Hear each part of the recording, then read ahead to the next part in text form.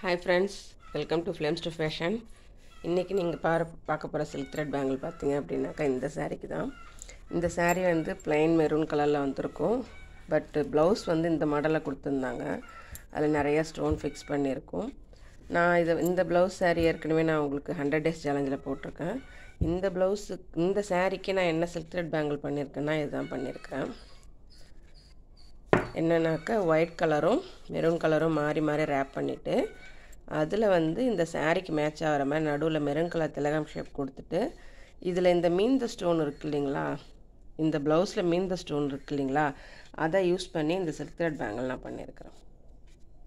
பாருங்கள், இந்த ஒயிட்டில் எல்லாமே அந்த ஃப்ளவர் ஷேப் கொடுத்துட்டு மெரூனில் எல்லாமே ஆஃப் ஃப்ளவர் ஷேப் கொடுத்துருக்குறேன். ப்ளஸ் இதுக்கு ஜெமிக்கு என்ன பண்ணியிருக்கேன்னாக்கா அதே தான், இந்த ஸ்டோன் இந்த சாரியில் ப்ளவுஸில் இந்த ஸ்டோனை வச்சே ஒரு கொடை ஜமிக்கி வந்து நான் பண்ணியிருக்கிறேன்.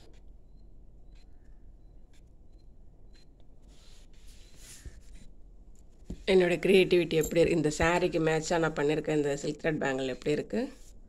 இது வந்து 2 காடா பேங்கிள் அப்படின்னு சொல்லுவாங்க, ஒரே பேங்கிள் தான் இது. எப்படி இருக்குன்னு பாருங்கள்.